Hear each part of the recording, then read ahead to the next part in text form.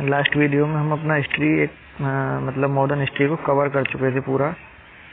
यहाँ तक कर लिया था हमने जो भारत स्वतंत्र हो गया 1947 में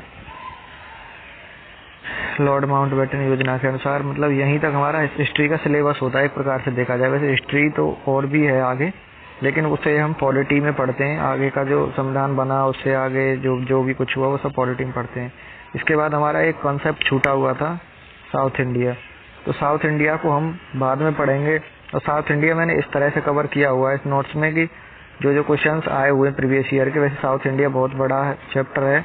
मतलब जो क्वेश्चन ज़्यादा पूछे जाते हैं हर बार हर पेपर में, वो मैंने यहाँ पर एक वीडियो में हम साउथ इंडिया को कवर कर लेंगे पूरे को। और इस तरह से हमारा पूरा हिस्ट्री कवर हो जाएगा। अभी में जो मॉडर्न हिस्ट्री है, जो मॉडर्न हिस्ट्री हमने पढ़ा 1857 के बाद में क्या हुआ, 1857 की क्रांति हमने पढ़ ली थी अच्छे से। तो एक प्रकार से एक रिवीजन नोट मान लो, या कुछ नए क्वेश्चन होंगे, कुछ न्यू क्वेश्चंस होंगे इसमें। वो सारे के सारे क्वेश्चंस और ऐसे के ऐसे पेपर में पूछे जाते हैं। इस वजह से हम इस नोट से भी पूरा करते हैं, एक प्रकार से रिवीजन भी हो जाएगा हमारा। 1857 की क्रांति के बाद में भारत में धार्मिक सुधार आंदोलन, सामाजिक आंदोलन जिन्हें बोलेंगे, वो शुरू हो गए थे। जैसे हमने राजा राम मोहन राय के बारे में देखा था, तो राजा राम मोहन राय बहुभाषाविद थे। बहुभाषाविद मतलब बहुत सारी भाषाएं जानते थे, और इन्हें नव जागरण का अग्रदूत कहा जाता था, भारत का आधुनिक पिता कहा जाता था। ये हम सब डिस्कस कर चुके थे। तो इसमें सोचने की बात नहीं है, इसमें सीधे क्वेश्चन पूछा जाएगा कि आधुनिक भारत का पिता किसे कहा जाता था, या ऐसे करके पूछा जाएगा। इन्होंने किताबें लिखी। जो एकेश्वरवादी होते हैं, ये एक ईश्वर को मानते थे। एकेश्वरवादी थे, मोनोथीस्ट थे। मोनो माने एक होता है और थीस्ट माने ईश्वर में विश्वास करने वाला, मतलब जो एक ईश्वर में विश्वास करे, ऐसे थे ये राजा राम मोहन राय। और इन्होंने तोहफत उल मुद्दीन, ये एक फारसी भाषा में लिखा हुआ एक किताब था जो इन्होंने एकेश्वरवादियों को गिफ्ट किया था। ईरान फारसी भाषा का लिखा हुआ किताब था।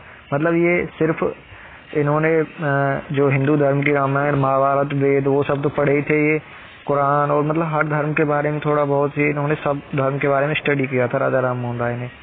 इनके बारे में और इम्पोर्टेंट चीज देखें जो क्वेश्चन इनसे आता है राजा राम मोहन राय से।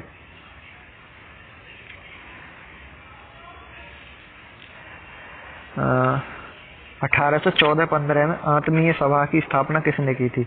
डेट नहीं आएगा, सीधा ये पूछेगा आत्मीय सभा की स्थापना किसने की थी, तो राजा राम मोहन राय ने। कुछ नए क्वेश्चंस इसमें मिलेंगे जरूर जो मैंने नोट्स में नहीं है, ये भी नोट्स का ही पार्ट है उनका। बाकी एक प्रकार से पूरा रिवीजन भी होता रहेगा जो हमने कर चुके हैं, और जो नए क्वेश्चंस आएंगे। जैसे आत्मीय सभा उसमें नहीं था, तो आत्मीय सभा की स्थापना किसने की थी? ये भी की थी राजा राम मोहन राय ने, आत्मीय सभा की स्थापना की थी। इन्होंने जो है ये जीसस जो यहूदी होते हैं उनके लिए भी एक किताब लिखी थी। मतलब ये हर धर्म के बारे में लिखते थे। जो हिंदू में कलकत्ता कॉलेज है, हिंदू कॉलेज है, सॉरी कलकत्ता में जो हिंदू कॉलेज है उसकी स्थापना भी इन्होंने ही की थी। कलकत्ता के हिंदू कॉलेज की स्थापना डेविड हेयर के सहयोग से इन्होंने की थी राजा राम मोहन राय ने। और ये हम उसमें डिस्कस कर ही चुके थे। 1828 में ब्रह्म समाज की स्थापना की इन्होंने। पहले इसे ब्रह्म सभा बोला जाता था, बाद में इसका नाम बदलकर ब्रह्म समाज किया गया था। ठीक है, और इस कलकत्ता में इसकी स्थापना हुई थी। जो इम्पोर्टेंट क्वेश्चन इनका बहुत ज़्यादा पूछा जाता है वो इनके जो ये अखबार मैगजीन जो निकालते थे, संवाद कौमुदी बंगाली भाषा में था। किसके द्वारा चलाया गया था ये संवाद कौमुदी? तो ये चलाते थे हमारे राजा राम मोहन राय। इससे क्वेश्चन बहुत ज़्यादा पूछा जाता है। संवाद कौमुदी किसका जो मैगजीन थी, किसका अखबार था? तो राजा राम मोहन राय का, बंगाली भाषा में था। मिरात उल अखबार फारसी भाषा में था राजा राम मोहन राय का। और ब्रह्मनिकल मैगजीन भी ये अंग्रेजी भाषा में थी, ये भी राजा राम मोहन राय की ही थी। तो ये तीनों अखबार जो इनके द्वारा जो तीनों एक मैगजीन अखबार ये चलाए गए हैं, ये बहुत इम्पोर्टेंट है। उसके बाद में क्वेश्चन आता है सीधा कि यंग बंगाल मूवमेंट किसने शुरू किया?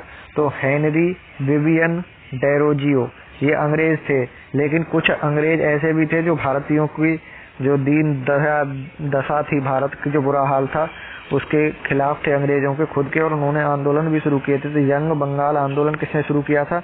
Henry Vivian Derozio, Henry Vivian Derozio. सीधा क्वेश्चन आएगा, यंग बंगाल आंदोलन किसने शुरू किया। ठीक है, आगे अगले कॉन्सेप्ट पे जाते हैं। आत्माराम पांडुरंगा, प्रार्थना समाज की स्थापना किसने की। सीधा क्वेश्चन आएगा, कुछ भी ध्यान नहीं रखना, प्रार्थना समाज की स्थापना किसने की।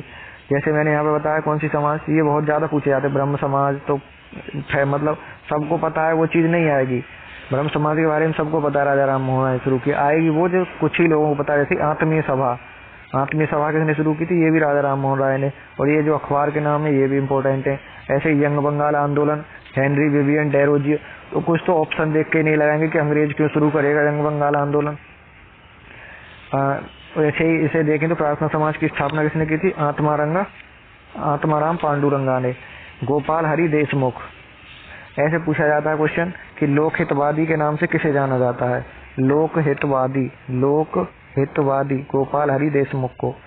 सत्यशोधक समाज की स्थापना किसने की, ज्योतिबा फूले ने। ज्योतिबा फूले ने हमारी ने क्या, कौन सी समाज की स्थापना की, सत्यशोधक समाज। ये सिर्फ रटने वाले क्वेश्चन है, वन लाइनर क्वेश्चन है, बार बार इनको रिपीट करोगे तो याद हो जाएंगे। ज्योतिबा फूले ने सत्यशोधक समाज की स्थापना की। इनकी पुस्तक का नाम क्या था, गुलामगिरी था। दयानंद सरस्वती के बारे में हमने उसमें देखा था, इन्होंने आर्य समाज की स्थापना की थी बम्बई में।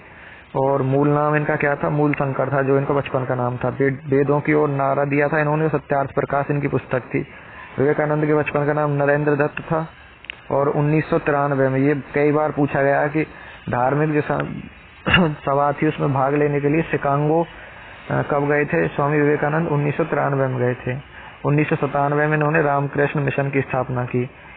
ये क्वेश्चन सीधा आता है, आज के भी पेपर में था शायद मेरे हिसाब से, जो एनालिसिस देख रहा था मैं भी। Madam HP. ब्लावेट्स्की, ऐसे क्वेश्चन आएगा सीधा। थियोसॉफिकल सोसाइटी की स्थापना किसने की, तो थियोसॉफिकल सोसाइटी की स्थापना मैडम एच.पी. ब्लावेट्स्की ने की। इसको बार बार देखने से, पेपर क्वेश्चन करने से, ये अपने आप नाम रटने की जरूरत नहीं, अपने आप देखते ही आ जाता दिमाग में, इसी ने की। और न्यूयॉर्क में की थी ये। ठीक है जी, आगे देखते हैं। और भारत में जो इस थियोसॉफिकल सोसाइटी का मुख्यालय था वो कहाँ बनाया था इन्होंने, मद्रास के पास अड्यार में इसका जो है वो बनाया था मुख्यालय भारत में। तो थियोसॉफिकल सोसाइटी की स्थापना 1875 में किसने की, तो मैडम एच.पी. ब्लावेट्स्की ने की, न्यूयॉर्क में। आगे हम देखें, अलीगढ़ मूवमेंट के नाम से भी आता है एक। अलीगढ़ आंदोलन किसने शुरू किया, तो सर सैयद अहमद खान ने। अलीगढ़ आंदोलन किसने शुरू किया था, सर सैयद अहमद खान ने। 1875 में, डेट याद रखनी है और नाम याद रखना है। मोमडन एंग्लो ओरिएंटल स्कूल, जो आज के टाइम पर क्या है, AMU, अलीगढ़ मुस्लिम विश्वविद्यालय। AMU जो बना हुआ है, पहले उसका नाम क्या था, मोमडन एंग्लो ओरिएंटल स्कूल। 1875 में अलीगढ़ में इसकी स्थापना की थी किसने, सर सैयद अहमद खान ने। और 1920 में यह क्या हुआ था, विश्वविद्यालय में बदला था, भारत का एक विश्वविद्यालय बना था, जिसका अब नाम बदल के क्या कर दिया गया था, अलीगढ़ मुस्लिम विश्वविद्यालय। ये हो गया अलीगढ़ आंदोलन, सर सैयद अहमद खान। आगे देखते हैं हम। कुछ सिख आंदोलन भी हुए थे पंजाब में। सामाजिक धार्मिक आंदोलन के रूप में कूका आंदोलन चला था। ठीक है जी। रहनुमाई मजायदासान सभा, इम्पोर्टेंट नहीं है ज़्यादा, जो मैंने हाईलाइटेड कर रखे हैं वो ज़्यादा इम्पोर्टेंट है। तो अगर मान लो एक बार पढ़ लेना जरूरी है। रहनुमाई मजदायदान सभा, तो दादा भाई नौरोजी ने इसकी स्थापना की थी। परिणाम क्या हुआ था इसका परिणाम हुआ था, इन्होंने विलियम बेंटिंग की सहायता से और राजा राम मोहन राय की सहायता से 1829 में सती प्रथा बंद हो गई थी। कैनिन के समय में 1856 ईस्वी में विधवा पुनर्विवाह ने, मतलब ये सारे जो आंदोलन हुए, धर्म सुधार आंदोलन, इनका परिणाम क्या निकला था सबका, इसका परिणाम ये निकला था कि 1829 में सती प्रथा एक बहुत मतलब बेकार चीज थी हिंदू धर्म की, वो खत्म हो गई थी 1829 में। और जो विधवा पुनर्विवाह, मतलब कि विधवा जो महिलाएं हो जाती थी कम उम्र में, तो उनका दूसरा विवाह किया जा सकता है ईश्वर चंद्र विद्यासागर के प्रयास से। ये ध्यान रखना, जैसे कि सती प्रथा किसके प्रयास से बंद हुई थी, राजा राम मोहन राय के प्रयास से। और विधवा पुनर्विवाह किसके द्वारा पारित किया, मतलब किसके सहयोग से चालू किया गया था, तो ये ईश्वर चंद्र विद्यासागर के द्वारा। आगे क्वेश्चन देखते हैं। भारत में सिविल सेवा, जो भारत में सिविल सेवा की स्थापना हुई, सिविल सेवा जैसे कि आज जो चलती है IAS PCS, ये जो सिविल सेवा का जन्मदाता, सबसे पहला क्वेश्चन यही आता है भारत में सिविल सेवा का जन्मदाता कौन था। तो कॉर्नवालिस को भारत में सिविल सेवा का जन्मदाता माना जाता है। सीधा क्वेश्चन आएगा भारत में सिविल सेवा का जन्मदाता कौन था, तो वो था कॉर्नवालिस। ठीक है। 1857 में सिविल सेवा के दरवाजे भारतीयों के लिए खोल दिए गए। 1853 में, सॉरी, मतलब सिविल सेवा परीक्षा पहले कहाँ पर होती थी, ICS करके होती थी पहले, ICS, मतलब कि ICS इंटरनेशनल सिविल सर्विस ऐसे करके थी शायद, इंडियन सिविल सर्विस करके थी ICS। 1853 में जो पहले सिर्फ अंग्रेज ही दे सकते थे इस परीक्षा को, ICS परीक्षा को अंग्रेज ही दे सकते थे, और इसका जो ये होती थी, मतलब जहाँ पे ये कंडक्ट कराई जाती थी वो सिर्फ ब्रिटेन में होती थी, भारत में ये कंडक्ट नहीं होती थी। लेकिन 1853 में क्या हुआ कि इसके दरवाजे भारतीयों के लिए भी खोल दिए गए कि अगर कोई भारत का आदमी इस परीक्षा में बैठना चाहता है तो वो यहाँ आके पेपर दे सकता है। अगला क्वेश्चन इसमें इम्पोर्टेंट क्या आता है कि भारत के प्रथम ICS अधिकारी कौन थे, तो सत्येंद्र नाथ टैगोर, रविन्द्रनाथ टैगोर के भाई थे ये, सत्येंद्र नाथ टैगोर, ध्यान रखना नाम। फर्स्ट ICS, IAS नहीं है, ICS 1863 ईस्वी में बने थे। और भारत में जो पेपर कंडक्ट होने लगे, मतलब कि अब भारतीयों के लिए भी शुरू हो गई थी 1923 से, अब जो है ICS की परीक्षा भारत में ही होने लगी थी। ये कहाँ पर पास करके आए थे, ब्रिटेन में, सत्येंद्र नाथ टैगोर 1863 में। अब क्वेश्चन आता है प्रेस, तो भारत में प्रिंटिंग प्रेस को लाने का श्रेय किसको जाता है। जो प्रिंटिंग प्रेस है छापने वाली, उसका श्रेय किसे जाता है, पुर्तगालियों को जाता है। ठीक है। एक एक लाइन में एक एक क्वेश्चन है, सीधा रटन, मतलब एक प्रकार से रटना वाला क्वेश्चन है। सर्वप्रथम भारत में समाचार पत्र निकालने का श्रेय किसको जाता है। तो यहाँ से क्वेश्चन कई आते हैं और बहुत इंपॉर्टेंट क्वेश्चन आते हैं। पहला क्वेश्चन क्या आता है कि भारत का सबसे पहला प्रकार, मतलब कि जो क्या था समाचार पत्र कौन सा था, तो बंगाल गजट। भारत का पहला जो समाचार पत्र था वो कौन सा था, बंगाल गजट। किसने चलाया था ये, जेम्स हिक्की ने, जेम्स ऑगस्टस हिक्की। तो इतना ही याद रखना, जेम्स हिक्की ने चलाया था 1780 में। ध्यान रखना, इम्पोर्टेंट है। भारत में जो प्रिंटिंग प्रेस को लाने का श्रेय अगर ऑप्शन में दे रखे हैं पुर्तगाली, फ्रांसीसी, डच, ब्रिटिश, तो उसमें लगाना पुर्तगालियों को। और भारत में समाचार पत्र निकालने का श्रेय जेम्स हिक्की को जाता है, क्योंकि इन्होंने पहला भारत का समाचार पत्र चलाया था, बंगाल गजट। और ऐसे क्वेश्चन आ जाए कि भारतीय प्रेस का मुक्तिदाता किसे कहा जाता है। भारतीय प्रेस का मुक्तिदाता, प्रेस का मतलब वो कपड़ों पर करने वाली प्रेस नहीं है, प्रेस का मतलब यहाँ है न्यूज वगैरह से, जो न्यूज वाले जो होते हैं प्रेस वाले। चार्ल्स मेटकॉफ को भारत में प्रेस का मुक्तिदाता किसे कहा जाता है, चार्ल्स मेटकॉफ को कहा जाता है। अब यहाँ पर कुछ पत्रिकाएं हैं जो इम्पोर्टेंट, बहुत ज़्यादा इम्पोर्टेंट, मोस्ट इम्पोर्टेंट, पेपर में सीधे पूछे जाते हैं कि ये किसने लिखी है। तो नवजीवन, यंग इंडिया और हरिजन, ध्यान रखना पूरा एकदम अच्छे से रट लेना। नवजीवन, यंग इंडिया और हरिजन किसके पत्र हैं, ये पत्र हैं या पत्रिकाएं जो भी हैं, महात्मा गांधी के। नवजीवन, यंग इंडिया, हरिजन महात्मा गांधी के। केसरी, मराठा, इन दोनों के बारे में बता चुका हूँ। मराठा इंग्लिश में था और केसरी मराठी में था। और गीता रहे से बाल गंगाधर तिलक। कॉमनवेल्थ कई बार पूछा गया, Annie Besant. India divided doctor Rajendra Prasad. Unhappy India, Lala Lajpat Rai. India wins freedom, Abdul Kalam Azad. ये तो फेमस पुस्तक रही है, Discovery of India, Jawaharlal Nehru की। ये सारी बुक्स, ये सारे पत्र, ये जो भी हैं, मतलब मोस्ट इम्पोर्टेंट। इंडिया डिवाइडेड और डिस्कवरी ऑफ इंडिया, ये सारे 2-3 बार देखने से सब याद हो जाएंगे, एक बार में सब हट जाएंगे, कोई दिक्कत नहीं। आगे देखें तो भारत भारती, ये मैथिली शरण गुप्त का है। और भारत दुर्दशा, ये तो इंटर में भी था शायद, इंटर या स्कूल में हिंदी में, भारतेंद्र हरिश्चंद्र का। आगे देखें तो वंदे मातरम, लाइफ डिवाइन, सावित्री और कर्मयोगी, ये किसका, अरविंद घोष का। वंदे मातरम वो मतलब शायद इन्होंने इंग्लिश में लिखा था ये। सत्यार्थ प्रकाश दयानंद सरस्वती का पढ़ चुके हैं। इंडिया स्ट्रगल सुभाष चंद्र बोस, बहुत इंपॉर्टेंट है। India struggle Subhash Chandra Bose. और आनंद मठ बंकिम चंद्र चट्टोपाध्याय।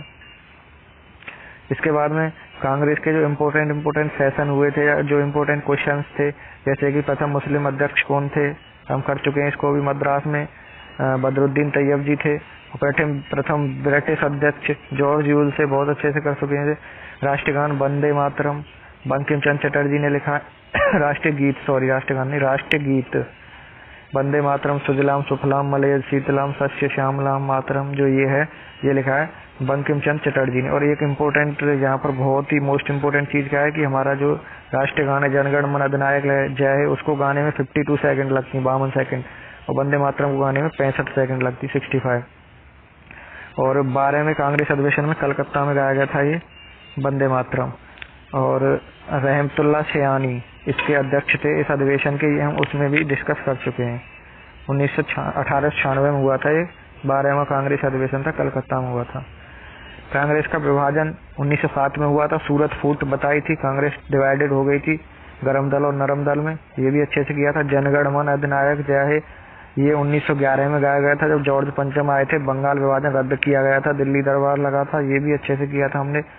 पूर्ण स्वराज्य की मांग हमें पता है लाहौर अधिवेशन में की थी 1929 में, सॉरी इसमें 20 लिखा हुआ है, 1929 में जवाहरलाल नेहरू जब अध्यक्ष थे, ठीक है। और महात्मा गांधी केवल एक ही अधिवेशन में क्या बने थे, अध्यक्ष बने थे कांग्रेस के, बेलगाम अधिवेशन। बेलगाम कहाँ, कर्नाटक में, 1924 में। आज़ादी के समय जब आज़ाद हुआ भारत, तो मैंने बहुत अच्छे से बताया था, JB कृपलानी हमारे अध्यक्ष थे उस समय पर जब भारत आज़ाद हुआ, ठीक है जी। आगे देखते हैं, कुछ कोटेशंस आते हैं, सीधे पूछा जाता है कि ये किसने कहा है।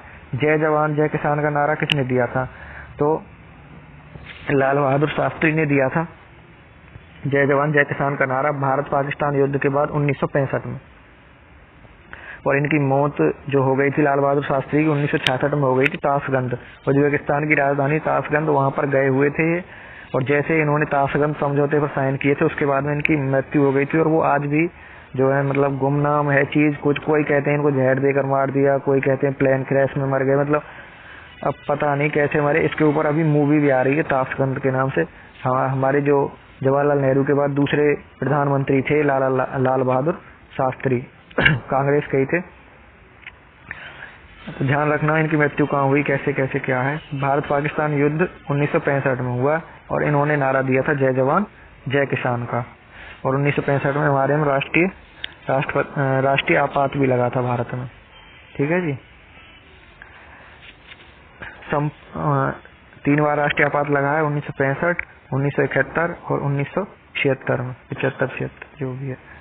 संपूर्ण क्रांति ये किसका नारा था, जयप्रकाश नारायण का। संपूर्ण क्रांति किसका नारा था, जयप्रकाश नारायण का। वंदे मातरम किसका था, बंकिम चंद्र चटर्जी, ध्यान रखना बंकिम चंद्र चटर्जी। स्वराज्य हमारा जन्मसिद्ध अधिकार है, स्वराज मेरा जन्मसिद्ध अधिकार है, बाल गंगाधर तिलक का नारा था ये।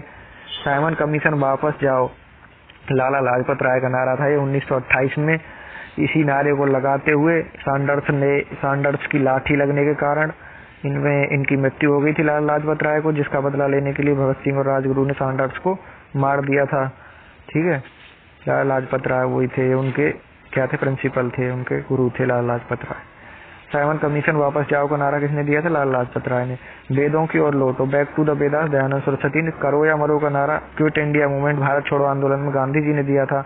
और दिल्ली चलो का नारा हमारे सुभाष चंद्र बोस ने दिया था, दिल्ली चलो, ठीक है। भारत का स्वतंत्रता संघर्ष जो भारत का हुआ, भारतीय राष्ट्रीय कांग्रेस से पूर्व की संस्था, मतलब भारतीय राष्ट्रीय कांग्रेस 1885 में आई। फिर सारा जो दायित्व था पूरा देश का वो सिर्फ एक संगठन पर डिपेंड हो गया और कांग्रेस ने अलग अलग तरह से अपने आंदोलन चलाए, उसके लीडरों ने अलग चलाए। जैसे भी बाकी 85 के बाद का सारा जो भारत का स्वतंत्रता संग्राम वो कांग्रेस के ऊपर ही डिपेंड रह गया था। इससे पहले भी कुछ संगठन थे, कहने का मतलब है कांग्रेस से 1885 से पहले के जो संगठन थे उनके बारे में देखते हैं हम। जैसे कि लैंड होल्डर्स सोसाइटी 1838 में, ये कलकत्ता की पहली सभा या संस्था थी जिसमें संगठित राजनीतिक प्रयासों का शुभारंभ किया गया था। तो इम्पोर्टेंट बिल्कुल भी नहीं है। आगे देखते हैं हम। इंडिया एसोसिएशन की स्थापना हो गई थी कलकत्ता में और इसके जो संस्थापक सदस्य थे सत्येंद्र नाथ बनर्जी और आनंद मोहन बोस थे। इम्पोर्टेंट नहीं है ज्यादा, सिर्फ एक बार देख लेना है, मान लो पेपर में आ जाए तो ऑप्शन देखने के बाद आपको लगे नहीं कि हमने पढ़ा नहीं। पूना सार्वजनिक सभा, MG रानाडे और गणेश वासुदेव जोशी, मैंने तो आज तक किसी एग्जाम में देखी है नहीं। मद्रास महाजन सभा, वी आर राघवाचारी जी, सुब्रमण्यम अय्यर और आनंद चर्ल, ये इम्पोर्टेंट है यहाँ पर। East India association, east India association London में दादा भाई नौरोजी ने शुरू की थी। दादा भाई नौरोजी को क्या बोला जाता? Grand old man of India, Bharat का वयोवृद्ध पुरुष बोला जाता था दादा भाई नौरोजी को। और यही एकमात्र ऐसे थे जिनको जो ब्रिटेन लंदन की संसद में सदस्यता प्राप्त हुई थी। ठीक है, ईस्ट इंडिया एसोसिएशन की स्थापना इन्होंने लंदन में की थी। और भारतीय राष्ट्र कांग्रेस हम पढ़ ही चुके हैं, 28 दिसंबर 1885 को बम्बई में इसकी स्थापना होनी थी। कहाँ पर? पुणे में, लेकिन वहाँ पर प्लेग फैल गया, इस वजह से बम्बई में हुई। गोकुलदास तेजपाल संस्कृत कॉलेज में हुई। और A.O. Hume, Elon Octavian Hume इसके क्या थे? संस्थापक थे। और प्रथम अधिवेशन इसका बम्बई में हुआ। और पहले अध्यक्ष कौन थे? व्योमेश चंद्र बनर्जी। और सिर्फ 72 प्रतिनिधि थे इसमें, मतलब 72 आदमी थे वहां पर जब इसकी स्थापना हुई। यहाँ पे 2 क्वेश्चन बहुत इंपॉर्टेंट है। सेफ्टी बल्ब का सिद्धांत किसने दिया था? ये लाला लाजपत राय ने दिया था। और तड़ित चालक सिद्धांत के प्रतिपादक कौन थे? गोपाल कृष्ण गोखले थे। अब उदारवादी युग, जैसे हमने कांग्रेस को डिवाइड किया था, सिर्फ एक प्रकार से रिवीजन नोट चल रहा है। अगर पिछली वाली वीडियो अच्छे से देखी है तो ज्यादा दिक्कत नहीं आएगी। कुछ इंपॉर्टेंट क्वेश्चन आ जाते हैं बीच में जो नहीं पढ़े हैं, उनमें उनको याद रखना। मैंने बताया था उदारवादी मतलब जो लिबरल टाइप के थे, लिबरल थे, बिल्कुल मॉडरेट थे, उनका ग्रुप था। उनका टाइम बताया मैंने 1885 से 1905 तक चला था ये।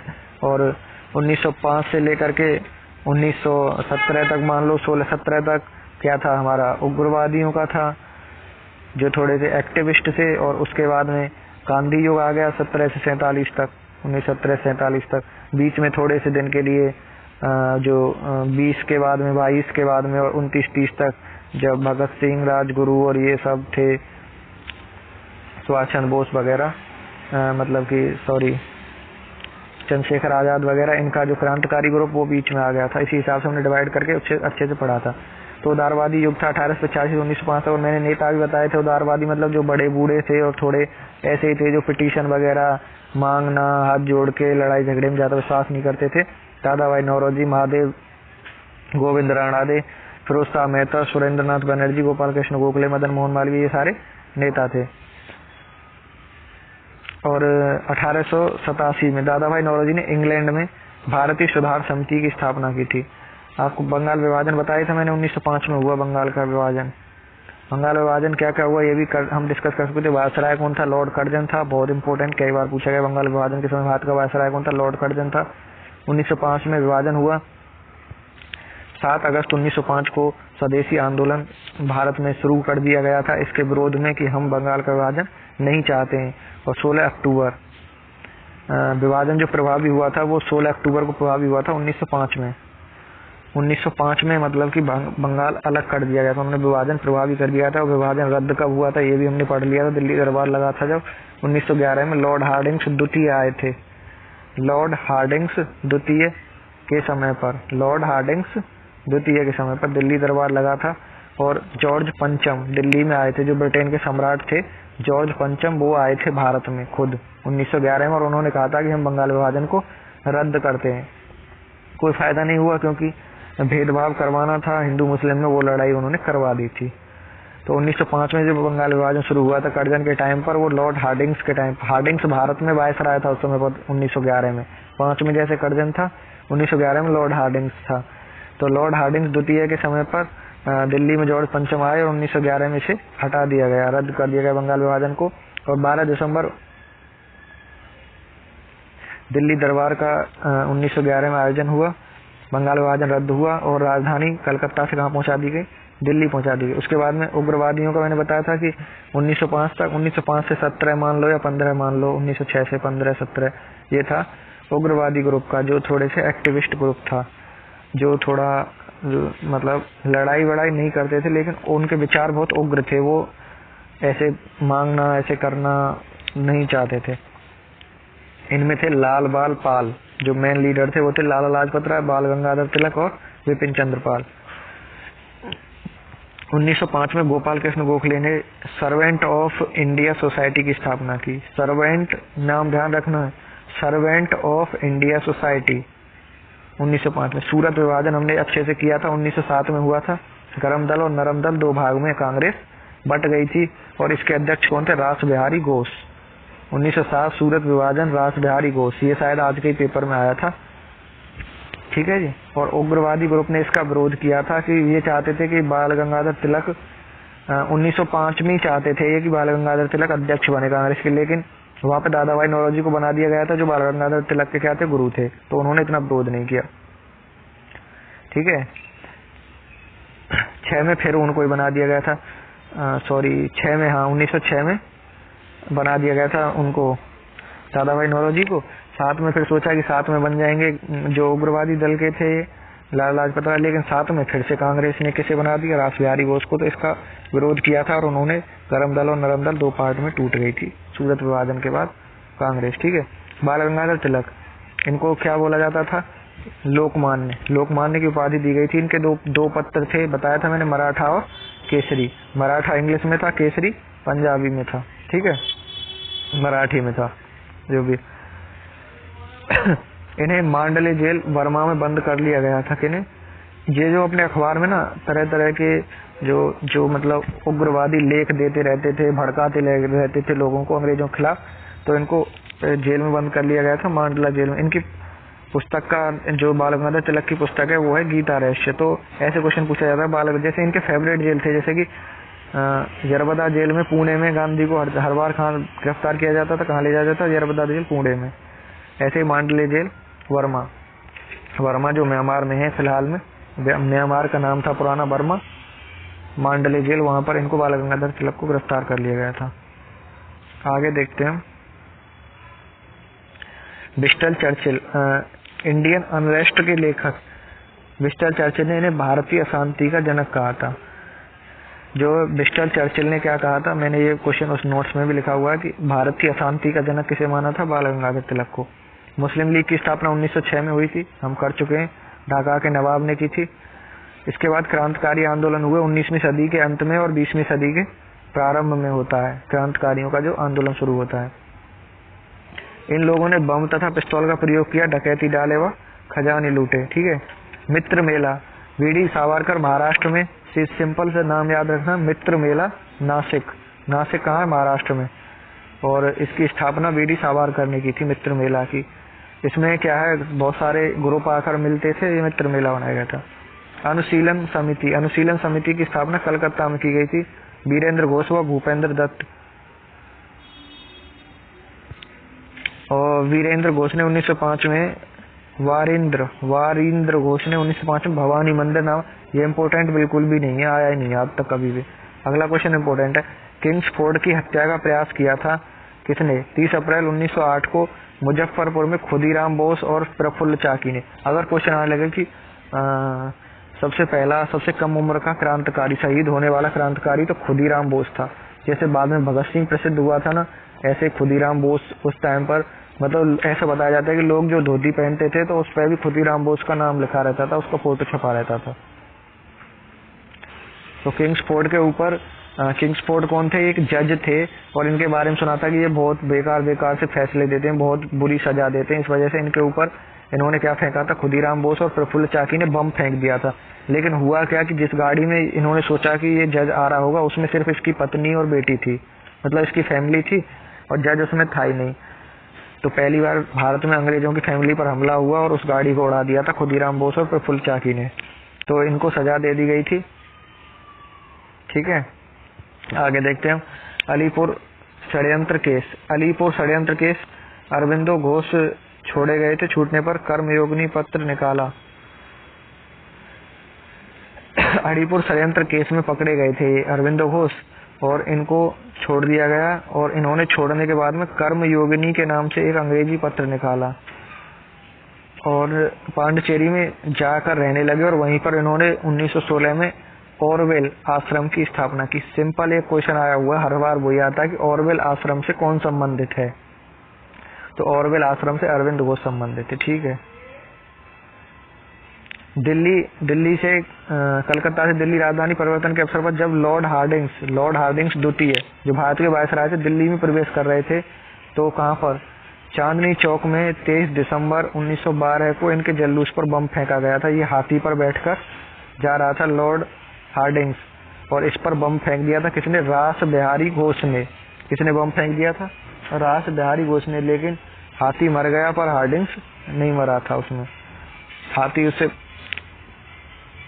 लॉर्ड हार्डिंग्स नहीं मरा था। और रास बिहारी घोष यहाँ से भागकर एक जगह जाके एक गार्ड की नौकरी करने लगे थे। उसके बाद में वो म्यांमार वगैरह पहुंचे, जहाँ पर जो आज़ाद हिंद फौज की स्थापना की थी 1943 में सुभाष चंद्र बोस ने, जो जर्मनी में हिटलर की सहायता से और जापान की सहायता से वहाँ पर पहुंचे थे सुभाष चंद्र बोस।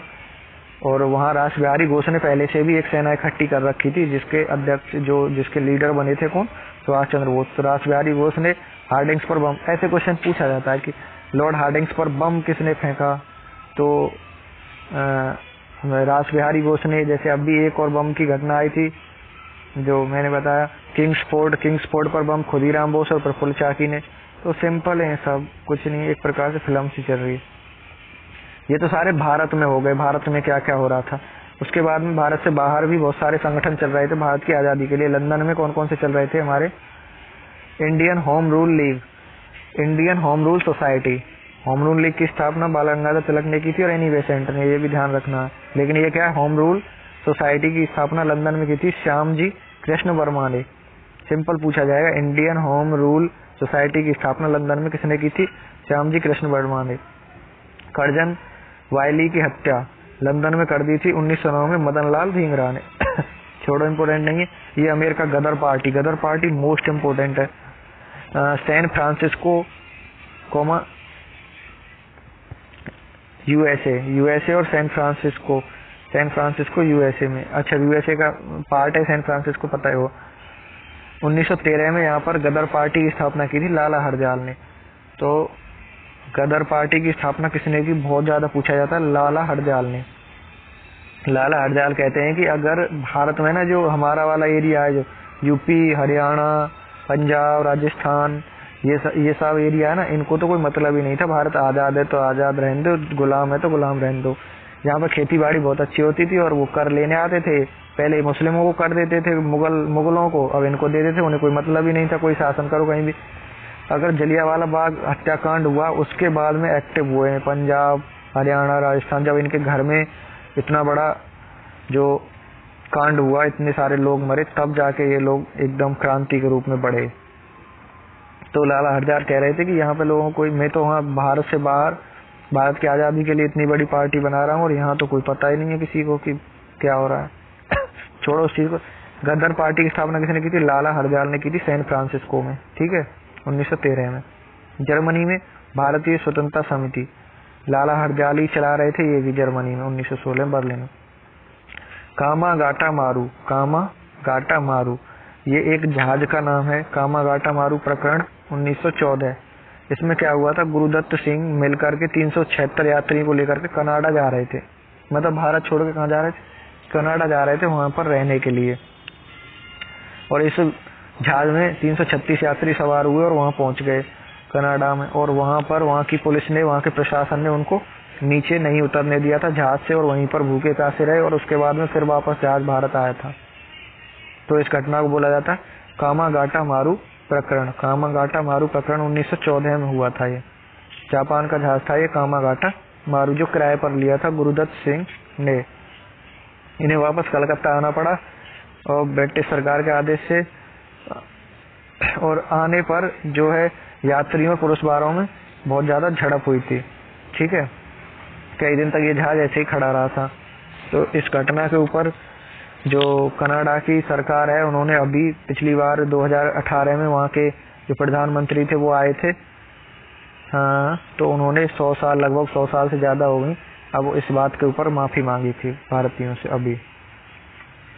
तो 1916 का लखनऊ अधिवेशन बहुत इंपॉर्टेंट अधिवेशन था, मैंने बताया था, क्योंकि इसमें नरम दल गरम दल मिले थे और कांग्रेस और मुस्लिम लीग एक ही मंच पर आए थे। लखनऊ पैक्ट बोलते हैं जिसे। कांग्रेस लीग और मुस्लिम लीग के बीच समझौता हुआ था और नरम दल और जो दल थे उनका विभाजन समाप्त हुआ था।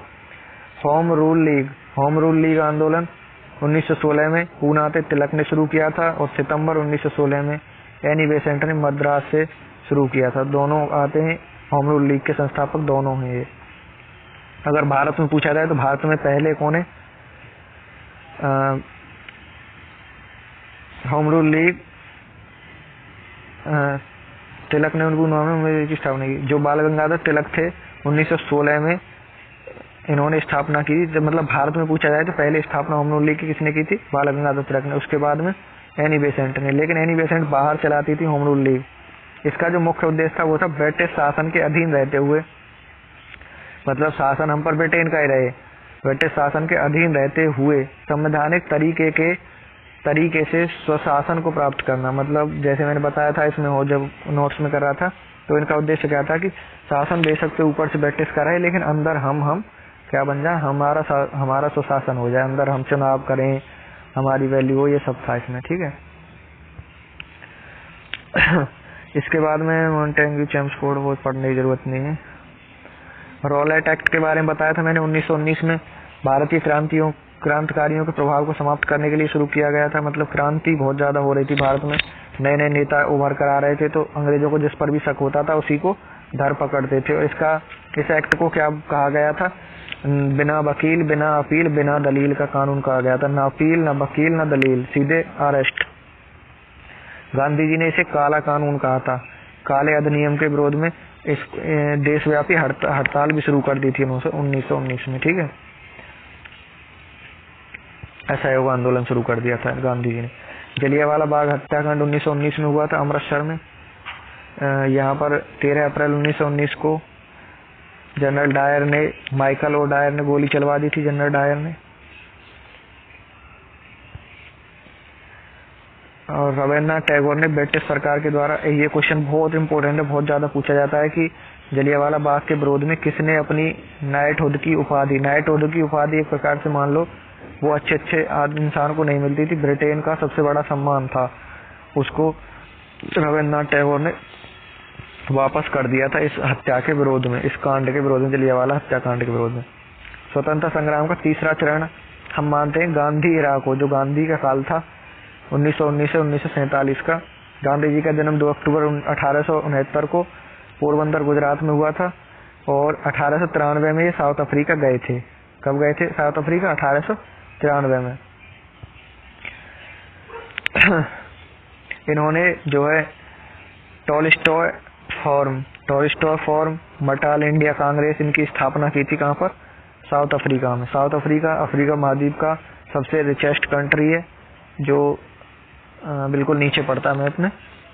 और फिनिक्स आश्रम की स्थापना, किसकी स्थापना की थी इन्होंने? फिनिक्स। ये क्वेश्चन बहुत पूछा जाता है कि फिनिक्स आश्रम की स्थापना महात्मा गांधी ने कहाँ की, कहाँ पर की, कब की, या फिनिक्स आश्रम की स्थापना किसने की? तो साउथ अफ्रीका में महात्मा गांधी ने की थी। ठीक है। इन्होंने यहाँ पर एक अखबार चलाया था, इंडियन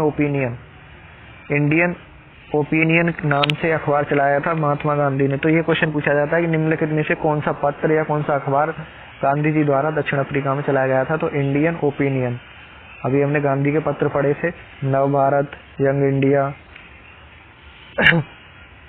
जनवरी 1915 को गांधी जी भारत लौटे थे और गोपाल कृष्ण गोखले को अपना राजनीतिक गुरु भी बनाया था इन्होंने। तो मैंने बताया था कि प्रथम विश्व युद्ध चल रहा था जब गांधी जी भारत आए थे, 14 से चला था, 19 तक चला था। और गांधी जी ने सरकार को पूर्ण सहयोग दिया, जो वहाँ पर अंग्रेज सरकार थी उनको पूरा सहयोग किया, क्योंकि वे मान रहे थे कि युद्ध के बाद सरकार भारतीयों को स्वराज दे देगी। मतलब अंग्रेजों ने बहका लिया था कि हम तुम्हें स्वराज दे देंगे, आज़ाद कर देंगे। तो इन्होंने लोगों को सेना में भर्ती होने के लिए भी प्रोत्साहित किया था, गाँव जा करके। इन्हें भर्ती कराने वाला सर्जेंट कहा जाता था, ये मैंने बताया था अच्छे से। ठीक है। आगे देखते हैं हम। गांधी जी ने जो प्लूटो की किताब है रिपब्लिक, उसका गुजराती में अनुवाद किया था गांधी जी ने। चंपारण सत्याग्रह 1917 में किया था। 3 कठिया सिस्टम के बारे में मैंने बताया था। अगर 20 पार्ट तुम पे कृषि है, उसमें से 3 पार्ट पर क्या उगाना पड़ेगा? इंडिगो की खेती करनी पड़ेगी, नील की खेती करनी पड़ेगी। गांधी ने इसका विरोध किया और ये आंदोलन सफल हुआ। और ये क्वेश्चन बहुत पूछा जाता है, महात्मा गांधी को महात्मा की उपाधि किसने दी? तो रविन्द्रनाथ टैगोर ने। इस आंदोलन के सफल होने के बाद रविन्द्रनाथ टैगोर ने गांधी को महात्मा की उपाधि दी थी, रविन्द्रनाथ टैगोर ने।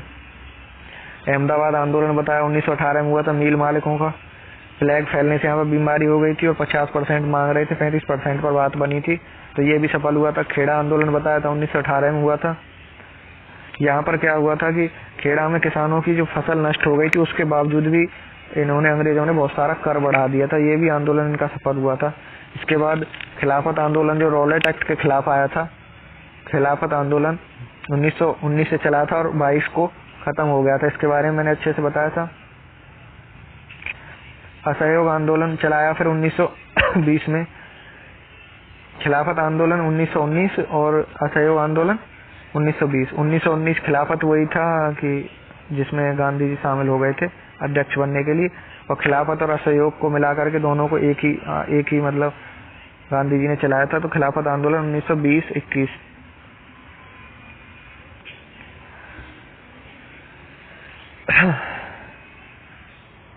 1920 में असहयोग आंदोलन चला था हमारा, ठीक है। चोरा चोरी कांड हुआ था 5 फरवरी 1922 को। डेट याद रखनी है, मेरे पेपर में आई थी और हुई नहीं थी उस दिन से आज तक नहीं भूली डेट। पटवारी का पेपर था, उसमें आई थी। तो 5 फरवरी 1922 मैंने एक जन्मदिन की तरह याद कर ली। 5 फरवरी 1922 को गोरखपुर जिले में चोरा चोरी नामक स्थान पर किसानों के एक जुलूस पर गोली चलाने के, मतलब इसके अलग अलग वो दिए जाते हैं, कुछ भी मान लो। और 12 फरवरी को गांधी जी ने बारदौली में ये आंदोलन स्थगित कर दिया था, ठीक है। स्वराज पार्टी की स्थापना हुई। इसके बाद में क्या हुआ, गांधी ने आंदोलन रद्द कर दिया। उसके बाद में पार्टी की स्थापना हुई स्वराज पार्टी की 1923 में। स्वराज पार्टी की स्थापना हुई 1924-23 जो भी आता है। चित्तरंजन दास और मोतीलाल नेहरू जवाहरलाल नेहरू के पिता थे। तो क्वेश्चन बहुत बार आया कि स्वराज पार्टी की स्थापना किसने की थी। चित्तरंजन दास और मोतीलाल नेहरू ने इलाहाबाद में इस पार्टी की स्थापना की। इसके बाद में कुछ जो है वामपंथी आंदोलन हुए।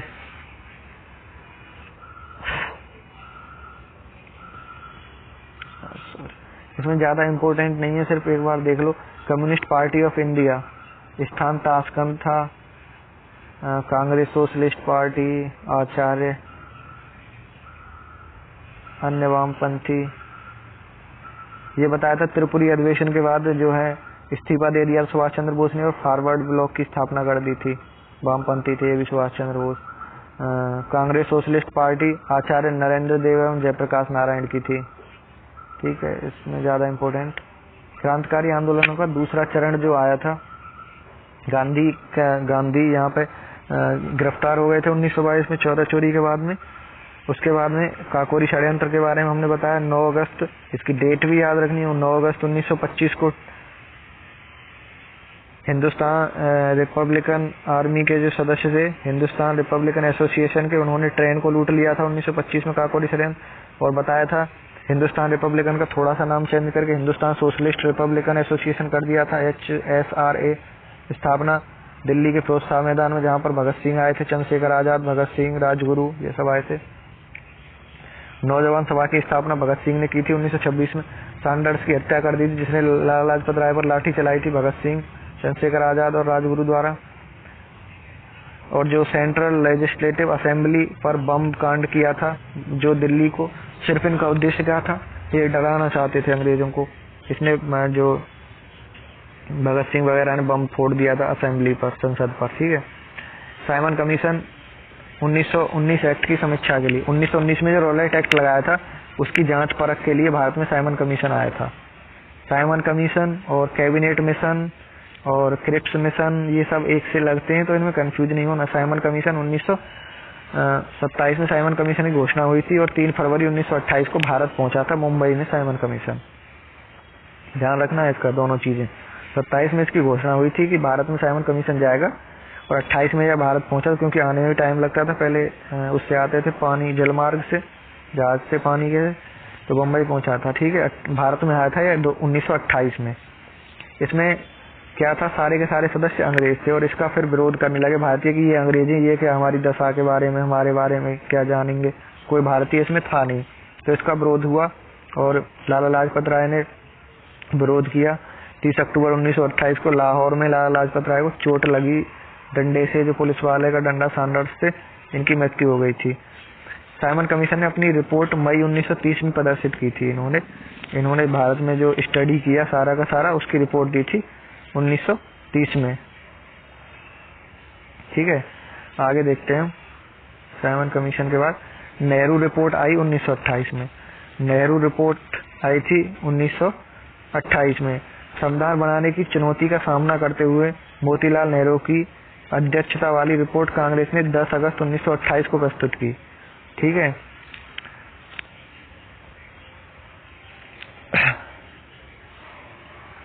1928 को ये रिपोर्ट प्रस्तुत की थी। उसके बाद में क्या हुआ था, कांग्रेस का लाहौर अधिवेशन 1929 का, जो कांग्रेस का लाहौर अधिवेशन हुआ था जिसमें पूर्ण स्वराज्य की मांग हुई थी। ये भी क्वेश्चन बहुत बार पूछा जाता है। 1929 में अध्यक्ष जवाहरलाल नेहरू थे। 26 जनवरी 1930 को पूर्ण स्वाधीनता दिवस संपूर्ण भारत में मनाने का निश्चय किया गया था। इन्होंने जो अपनी रिपोर्ट दी थी, किसने, नेहरू रिपोर्ट जिसे बोलते हैं हम, 11 सूत्री रिपोर्ट दी थी, नेहरू रिपोर्ट।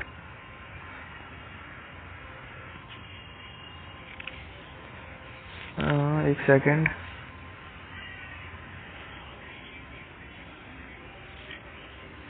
नेहरू रिपोर्ट आई थी। नेहरू रिपोर्ट को इन्होंने कहा था कि अगर हम, इन्होंने बहुत सारे उसमें बना करके दिए थे कि ये वो काम करना, ये बात माननी, ये माननी। उन्होंने कहा था, नेहरू जी ने अपने 10-11 सूत्री मांग इन्होंने बनाई थी कि इनको अगर मान लोगे तो ठीक है, अगर नहीं माने तो हम फिर 26 जनवरी 1930 को क्या मनाएंगे, स्वाधीनता दिवस मनाएंगे। 26 जनवरी 1930 को तत्कालिक वायसराय कौन था, इरविन था। इरविन के समय पर 11 सूत्री मांग प्रस्तुत की गांधी जी ने दी थी 11 सूत्री मांग। नेहरू रिपोर्ट के बाद में आई थी, तो ऐसे मिलान करने के लिए आ जाता। नेहरू रिपोर्ट पहले आई थी, उसके बाद में 11 सूत्री मांग के बारे में तो हमने गांधी जी के उसमें भी डिस्कशन किया, हमने नोट्स में भी। ठीक है, इरविन ने ये माने नहीं थे तो इन्होंने सविनय अवज्ञा आंदोलन शुरू कर दिया था 1930 में। ठीक है, ये दांडी मार्च वगैरह किया था। सविनय अवज्ञा आंदोलन 1930-31 में, इसकी शुरुआत दांडी मार्च से हुई थी 12 मार्च से, और 6 अप्रैल को इन्होंने दांडी में जाकर के नमक कानून को तोड़ा था। शुरुआत में इनके साथ सिर्फ 78 अनुयायी चले थे और बाद में इनके हजारों लाखों की भीड़ इनके पीछे खड़ी हो गई थी। जहाँ जहाँ होकर ये जाते थे वहीं से लोगों का रैला इनके साथ लग जाता था। दांडी मार्च में 78 अनुयायी शामिल थे शुरुआत में, बाद में बहुत सारे हो गए।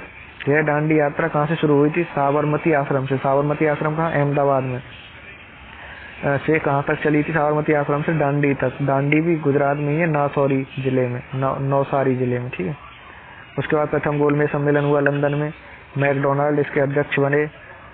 इसमें कांग्रेस अनुपस्थित रही थी, बताया था मैंने, इस वजह से इसको असफल माना गया था। और कांग्रेस को वार्ता में शामिल करने के लिए 5 मार्च 1931 को गांधी इरविन समझौता हुआ था, ये भी बताया था। इन दोनों का भी समझौता हुआ था, सबने अवज्ञा आंदोलन बंद कर दिया। दूसरी गोलमेज सम्मेलन में गांधी जी पहुंच गए थे और यहाँ पर जो सफल नहीं हो पाई थी ये भी, क्योंकि यहाँ सेपरेट इलेक्टोरल कॉलेज के ऊपर लड़ाई हो गई थी उससे, अम्बेडकर से। तो इन्होंने फिर दोबारा से आकर के सबने अवज्ञा आंदोलन शुरू कर दिया था। तीसरा गोलमेज सम्मेलन 31 में हुआ। थर्ड राउंड टेबल कॉन्फ्रेंस 1931 में हुई लंदन, वही जगह है, मैकडोनाल्ड अध्यक्ष होंगे। यहाँ पर जो मैकडोनाल्ड पुरस्कार आया, इन्होंने कहा था आरटीसी के आधार पर, जो राउंड टेबल कॉन्फ्रेंस के निर्णय के आधार पर 16 अगस्त 1932 को संप्रदाय पंचायत की घोषणा हुई। सांप्रदायिक पंचायत मतलब कि कमांड अवार्ड, या इसको मैकडोनाल्ड अवार्ड भी बोलते हैं, कि दलितों को भी एक पृथक कॉलेज दिया जाएगा। और इसके खिलाफ में गांधी जी अनशन पर बैठ गए थे। फिर क्या हुआ, पूना समझौता हुआ। इसमें क्या हुआ, पूना समझौता में दलितों के लिए निर्वाचक पृथक मंडल को समाप्त कर दिया गया था, लेकिन पैक्ट के अनुसार जो विधानमंडल में दलितों वर्ग को 61 सीटों के बजाय अब गांधी जी ने कितनी सीट दी थी, मैंने बताया सीट बढ़ा दी थी, 147 सीट दी थी। यही वक्त था जब गांधी जी ने हरिजनों के उद्धार के लिए कार्यक्रम शुरू किए। तो गांधी जी ने हरिजन पत्रिका किसने निकाली, ये क्वेश्चन कई बार पूछा जाता है। तो हरिजन किसकी थी, गांधी जी की, हरिजन यात्रा इत्यादि की। जो तृतीय गोलमेज सम्मेलन था, इसमें ब्रिटिश संसद ने ICA, जो भारत शासन अधिनियम 1935, भारत शासन अधिनियम 1935 पास हुआ था इसी में। ठीक है, इसके परिणाम स्वरूप इस भारत शासन अधिनियम, मतलब भारत पर शासन कैसे किया जाए, 1937 में क्या हुए, प्रांतीय चुनाव हुए। 1937 में चुनाव हुए, 11 प्रांतों में चुनाव हुए थे, जिनमें से 5 प्रांतों में तो कांग्रेस की सरकार बिल्कुल मतलब पूरी बहुमत से बनी थी। मद्रास, बिहार, उड़ीसा, मध्य प्रांत और संयुक्त प्रांत, बहुमत मिला था पूरा। इन 5 में सरकार बनाने के अलावा कांग्रेस ने 2 अन्य प्रांतों में सबसे बड़ी पार्टी के नाते, मतलब कि ज्यादा वोट इनको मिले थे, इस वजह से अपनी सरकार बनाई। 7 हो गए। और जो अन्य प्रांत थे, जो 2 अन्य प्रांत, वो कौन कौन से थे? पश्चिमी प्रांत और असम। और 8वां प्रांत कौन था? 8वां प्रांत था नियर मेजोरिटी कांग्रेस को मिली थी बम्बई में। जो नियर मेजोरिटी मिली थी वो किसको मिली थी? कांग्रेस को बम्बई में। इस प्रकार कुल मिलाकर 8 प्रांतों में कांग्रेस की सरकार बनी थी। 1939 में क्या हुआ? द्वितीय विश्व युद्ध होने पर बिना भारतीय विधानमंडल के सहमति के लॉर्ड वायसराय लिनलिथगो ने भारत को युद्ध में शामिल होने की, उस समय पर लिनलिथगो वायसराय था 1939 के समय पर, तो उसने एक घोषणा कर दी कि भारत युद्ध में शामिल है। युद्ध के उद्देश्यों की घोषणा की मांग की तथा मांग रखी कि युद्ध के बाद भारत को स्वतंत्र कर दिया जाएगा। सरकार ने इनकी मांग की उपेक्षा की। ठीक है, जो जिन राज्यों में 8 राज्यों में कांग्रेस की सरकार थी, उसने 22 दिसंबर 1939 को इस्तीफा दे दिया था। सारे मंत्रियों ने, मुख्यमंत्रियों ने इसको 22 दिसंबर 1939 को मुक्ति दिवस के रूप में मनाया। किसने? मुस्लिम लीग ने। ठीक है, फिर उसके बाद में लिनलिथगो प्रस्ताव आया था। लिनलिथगो प्रस्ताव आया था 8 अगस्त 1940 को भेजा था लिनलिथगो ने। इसे बोलते थे अगस्त प्रस्ताव, अगस्त प्रपोजल। 8 अगस्त 1940 को लिनलिथगो प्रस्ताव आया था ये। ठीक है, इसमें भी कहा गया था हम आज़ाद कर देंगे, लेकिन भारतीयों ने नहीं माना था। कुछ व्यक्तिगत सत्याग्रह भी यहाँ पर सामने आते हैं, जैसे कि व्यक्तिगत सत्याग्रह 17 अक्टूबर 1940 को पवनार आश्रम। तो वो था हमारा जो विनोबा भावे संबंधित है। ऐसे क्वेश्चन आया है कि पवनार आश्रम किससे संबंधित है? विनोबा भावे से। व्यक्तिगत सत्याग्रह मतलब खुद एक व्यक्ति, खुद मतलब ज्यादा ग्रुप नहीं, एक ही व्यक्ति कोई सत्याग्रह कर रहा हो तो व्यक्तिगत सत्याग्रह 17 अक्टूबर 1914 को पवनार आश्रम महाराष्ट्र से शुरू किया गया। पहले सत्याग्रही कौन बने थे? विनोबा भावे बने थे। ठीक है, 23 मार्च 1940 को कांग्रेस लीग ने अपने लाहौर अधिवेशन में, कांग्रेस लीग के भी अधिवेशन होने लगे जब पार्टी बन गई तो अलग अलग, तो उसने अपने लाहौर अधिवेशन में भारत से अलग एक मुस्लिम राष्ट्र की मांग की थी जिसका नाम पाकिस्तान होगा, ऐसे करके। उसके बाद क्रिप्स प्रपोजल भेजा, क्रिप्स मिशन आया भारत। 23 मार्च 1942 को क्रिप्स भारत पहुंचा था। ठीक है, इसको भी भारत ने मना कर दिया। इसने भी कहा था कि हम तुम्हें क्या वो सब देंगे और बाद में डोमिनेंट राज्य का स्टेटस दे देंगे, आज़ाद कर देंगे। महात्मा गांधी ने क्रिप्स को क्या कहा था? दिवालिया होने वाले बैंक का उत्तर दिनांक चेक। मतलब कि क्रिप्स मिशन एक ऐसा चेक है, ऐसे बैंक का चेक है जो दिवालिया हो चुका है, जो बैंकरप्ट हो चुका है। कहने का मतलब क्या था कि क्रिप्स भेजा था जब द्वितीय विश्व युद्ध चल रहा था 1942 में। गांधी जी ने कहा था कि ये एक ऐसा चेक है जो क्रिप्स मिशन है, the post dated cheque of bankrupt, मतलब जिसकी डेट निकल चुकी है और वो बैंक भी दिवालिया होने वाला। मतलब कि अंग्रेज युद्ध में हारने वाले हैं और यहाँ पे इसको कह रहे हैं कि हम ये कर देंगे, हम आज़ाद कर देंगे, वो खुद ही बच लें। तो मतलब कहने का सिंपल एक क्वेश्चन ये आएगा यहाँ पे कि post dated cheque of bankrupt, sorry मतलब कि दिवालिया होने वाले बैंक का उत्तर दिनांक चेक, दिवालिया होने वाले बैंक का उत्तर दिनांक चेक किसे कहा गया था? क्रिप्स मिशन को महात्मा गांधी ने कहा था। इसके बाद में इन्होंने भारत छोड़ो आंदोलन चला दिया था गांधी जी ने मौका उठा करके 8 अगस्त 1942 को। भारत छोड़ो आंदोलन को अगस्त क्रांति भी कहते हैं। अगस्त क्रांति को अगस्त प्रस्ताव था 8 अगस्त 1940 को जाता, अगस्त क्रांति भी बोलते हैं इसे। क्रिप्स मिशन से खुद को चले जाने का एहसास और द्वितीय विश्व युद्ध से गहराते संकट, जापान वर्मा तक पहुंच चुका था कि पृष्ठभूमि से वर्धा में कांग्रेसों ने अंग्रेज भारत छोड़ो आंदोलन प्रस्ताव पारित किया और बम्बई कांग्रेस अधिवेशन में इस प्रस्ताव को 8 अगस्त 1942 को स्वीकृति प्रदान की। कहने का मतलब क्या है कि इन्हें लगा कि जापान और जर्मनी की शक्तियां बहुत ज़्यादा बढ़ती जा रही थी और जापान वर्मा तक पहुंच चुका था, म्यांमार तक पहुंच चुका था, जीतता सब कुछ। तो अगला टारगेट उसका क्या था? भारत था। तो वो सोच रहे थे कि अंग्रेजों की शक्ति को खत्म करने के लिए जापान भारत पर आक्रमण कर देगा और अंग्रेज यहाँ से भाग जाएंगे। तो उन्होंने वर्धा एक जगह थी, वर्धा में एक प्रस्ताव पारित किया कि हम भारत छोड़ो आंदोलन मतलब कि शुरू करेंगे। तो इस वजह से इस भारत छोड़ो आंदोलन को वर्धा प्रस्ताव भी बोला जाता है। और मुंबई में कांग्रेस का अधिवेशन हुआ था 8 अगस्त 1942 को और उसमें इसको स्वीकृति दे दी गई थी कि हमने भारत छोड़ो आंदोलन शुरू कर दिया और इसे करो या मरो, तो करो या मरो का नारा भी दिया था महात्मा गांधी ने। गांधी जी को कैद कर लिया गया था आगा खां पैलेस में। आज़ाद हिंद फौज मैंने बताया था रास बिहारी बोस, जिन्होंने हार्डिंग्स द्वितीय पर बम फेंका था दिल्ली में। उसके बाद में वो एक गार्ड की नौकरी करने लगे थे, भाग गए थे वहाँ से दुबक कर, और फिर म्यांमार वगैरह पहुँच गए थे। तो वहाँ पर इन्होंने आज़ाद हिंद फौज की स्थापना कर रखी थी पहले से।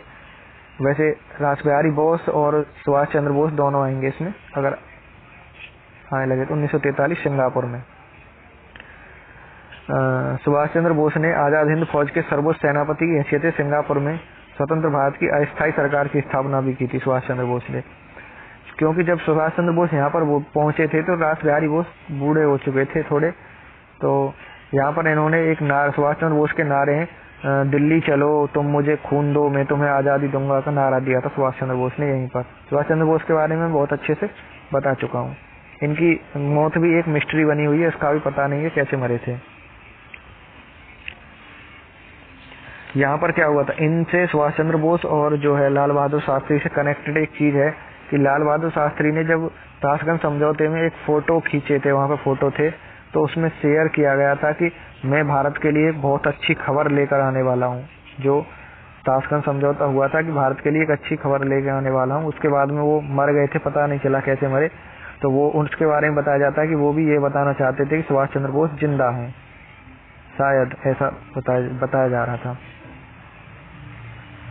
तो सुभाष चंद्र बोस ने यहाँ पर क्या कर दिया, भारत को आज़ाद करने के लिए आज़ाद हिंद फौज की स्थापना रास बिहारी बोस की सहायता से और सुभाष चंद्र बोस ने खड़ी कर दी आज़ाद हिंद फौज, और सिंगापुर से चल दी है वो भारत को जीतने के लिए, भारत को आज़ाद करने के लिए। क्योंकि इनको जर्मनी और जापान अपना क्या दे रहे थे, सहयोग दे रहे थे। 1945 में हिरोशिमा नागासाकी पर बम गिर गए और जापान की स्थिति खराब हो गई। इस वजह से क्या हुआ जापान की स्थिति खराब होने की वजह से वो उनको सहयोग नहीं दे पाए, इनको जो आज़ाद हिंद फौज को, और अंग्रेजों ने अपने क्षेत्र वापस ले लिए। और सुभाष चंद्र बैंकॉक, यहाँ बीच में ही सुभाष चंद्र बोस बैंकॉक से टोक्यो जापान रवाना हुए, मगर रास्ते में ही विमान में आग लगने से उनकी मृत्यु हो गई, ऐसा बताया जाता है 18 अगस्त 1945 को, लेकिन पता कुछ नहीं है। कैप्टन मोहन सिंह, ये रास बिहारी बोस ने निर्णय लिया था, बना नहीं पाए। लूसेंट लिख रहा है रास बिहारी बोस ने आज़ाद हिंद फौज की स्थापना की, गलत है। अच्छा जी, ये क्या कह रहे हैं कि नोट करके इन्होंने लिखा, कैप्टन मोहन सिंह ने असफल प्रयास किया था। कैप्टन मोहन सिंह जो आज़ाद हिंद फौज के लिए इनका भी नाम आता है, लूसेंट में लिखा हुआ है, तो वो गलत है। रास बिहारी बोस ने निर्णय लिया था बनाने का, लेकिन बना नहीं पाए, लूसेंट लिखा है। रास बिहारी बोस ने आज़ाद हिंद फौज की स्थापना की, गलत है, देख लेना एक बार, लूसेंट में देखा नहीं है। उसके बाद क्या हुआ, लाल किले में मुकदमा चला। जो आज़ाद हिंद फौज के जो सिपाही थे, जो सैनिक थे, कुछ गिरफ्तार कर लिए गए थे। जो अधिकारियों पर, जो आज़ाद हिंद फौज के सैनिक और अधिकारी थे, अंग्रेज सरकार ने दिल्ली में लाल किले में सबको गिरफ्तार करके लाया गया नवंबर 1945 में, और इनके ऊपर क्या चला था, मुकदमा चला था 1945 में इन सब के ऊपर। इसके बाद में क्या हुआ, भारत आज़ाद होने की कगार आ गई और बहुत सारे फॉर्मूला आने लगे कि भारत को ऐसे आज़ाद किया जाता। CR फॉर्मूला, यह फॉर्मूला कांग्रेस और मुस्लिम लीग के बीच तैयार फॉर्मूला का PCS वगैरह में क्वेश्चन पूछ ले रहा है कि CR फॉर्मूला क्या था। तो 10 जुलाई 1944 ये फॉर्मूला था, कांग्रेस और मुस्लिम लीग के बीच समझौता कराने के उद्देश्य से प्रस्तुत किया गया था, जिसे जिन्ना ने अस्वीकार कर लिया था। जिन्ना ने कह दिया था हम नहीं मानेंगे इस CR फॉर्मूले को। जिन्ना पाकिस्तान की मांग पर अटल रहे, हालांकि कालांतर में इसी फॉर्मूले के आधार पर भारत का विभाजन भी हुआ। ठीक है, आगे वेबल योजना आई थी। वेबल योजना ये आई थी 14 जून 1945 को। वेबल योजना जून 1945 प्रस्तुत की गई। इस योजना के अनुसार शिमला में संवैधानिक गतिरोध दूर करने के लिए एक सम्मेलन बुलाया गया था। वेबल योजना में शिमला में, जिसे शिमला समझौता बोलते हैं, 1945 में बुलाया गया था। 25 जून से 14 जुलाई तक 1945 में शिमला में मुस्लिम लीग के अड़ियल रवैये से शिमला सम्मेलन भी असर होने से वेबल योजना असफल रही। ये लाइन से लगाने के लिए आते हैं क्रम से, ऐसे डेट दे देगा और ऐसे पूछ लेगा CR फॉर्मूला कब आया, तो 10 जुलाई 1944 को। उसके बाद 14 जून 1945 में वेबल योजना आई थी और वेबल योजना असफल हो गई थी शिमला समझौता में, क्योंकि ये सब शुरुआत में क्या हो रहा था कि भारत को तो आज़ाद किया जाए, लेकिन भारत से पाकिस्तान एक अलग देश ना बनाया जाए। लेकिन अड़ियल रवैया था मुस्लिम लीग का, उन्होंने कहा हमें पाकिस्तान ही चाहिए, तो इस वजह से ये भी रद्द हो गया था। और शाही नौसेना विद्रोह, ये मोस्ट इम्पोर्टेंट चीज़ है। शाही नौसेना विद्रोह। इसमें क्या हुआ, मतलब आज भी जब जब उनसे पूछा गया अंग्रेजों से कि भारत को छोड़ने का जो मेन जो था, वो मानते हैं कि हम भारत को भारत छोड़ो आंदोलन या किसी छोटे मोटे आंदोलन या ऐसे आंदोलनों की वजह से छोड़कर नहीं आए थे। जो सबसे ज्यादा हमें इफेक्ट किया वो किया था इसने शाही नौसेना विद्रोह। बम्बई में HMIS तलवार नाम का जहाज था। नक्सलवादी भेदभाव और सराय भोजन के प्रतिवाद में हड़ताल कर दी गई थी यहाँ पर। मतलब जितने भी नौसेना थी, नौसेना मतलब नेवी, सारे अंग्रेजी सैनिक गिरफ्तार कर लिए गए थे एक साथ। पूरे जो उत्तरी तट और पश्चिमी तट, पूरे मतलब पूर्वी तट और पश्चिमी तट, सारे पे एक साथ आंदोलन हुआ था ये। और इसने जो है अंग्रेजों के पूरे सैनिकों को गिरफ्तार कर लिया था। सरदार वल्लभ भाई पटेल के हस्तक्षेप से 14 फरवरी को इनको आत्मसमर्पण कर दिया था उन्हें नौसेना ने। ठीक है, तो ये विद्रोह भी इम्पोर्टेंट है। उसके बाद कैबिनेट मिशन आया था, पता ही है, 6 जून 1940 को कांग्रेस ने यहाँ पे कैबिनेट मिशन 1940 में भारत आया था। और इसने भारत का बंटवारा कैसे होगा वो हम पॉलिटी में पढ़ते ही ये सब बताया। अंतरिम सरकार बनी।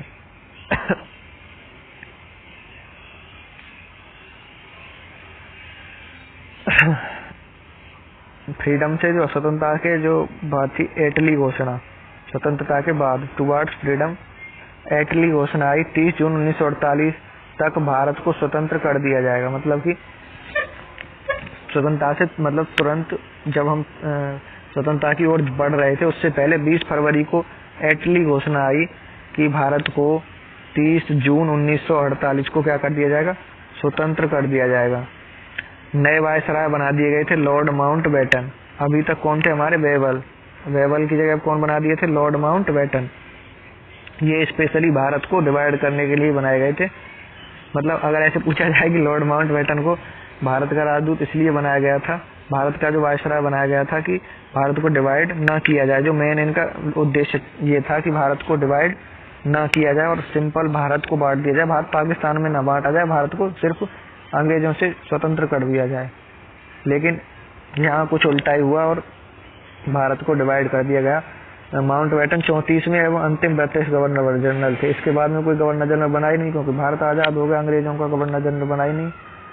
इनके बाद में माउंटबेटन के बाद में सिर्फ एक गवर्नर जनरल बने जो स्वतंत्र भारत के पहले गवर्नर जनरल बोले जाते हैं, सी राजगोपालाचारी।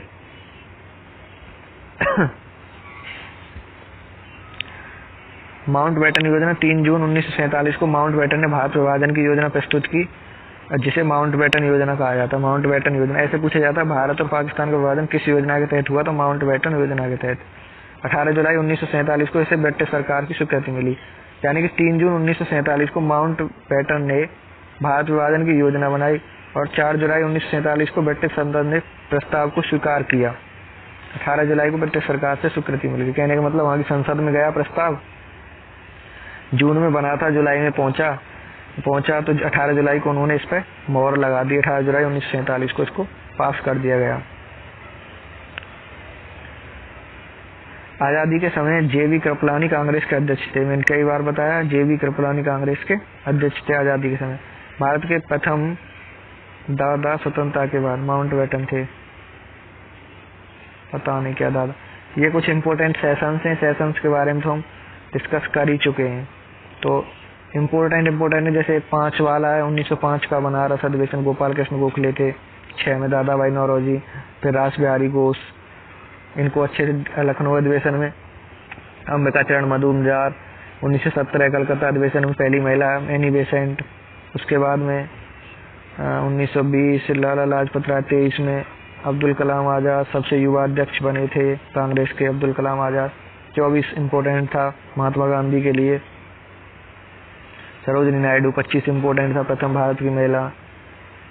और हमने जो इम्पोर्टेंट थे 29 का इम्पोर्टेंट था, जवाहरलाल नेहरू ने पूर्ण स्वराज की लाहौर अधिवेशन। और त्रिपुरी, हरिपुरा और त्रिपुरी भी हमने कर दिया सुभाष चंद्र बोस इनमें के लिए ज़्यादा इम्पोर्टेंट था। ये सारे हम डिस्कशन कर चुके हैं। तो ये एक प्रकार से हमारा पूरा ब्रीफ इंट्रोडक्शन हो गया हिस्ट्री का। यहाँ पे हम हमारी हिस्ट्री बिल्कुल दी एंड हो गई। इसके बाद में हमारी साउथ इंडिया है, वो हम एक वीडियो में ख़त्म कर लेंगे। Thank you.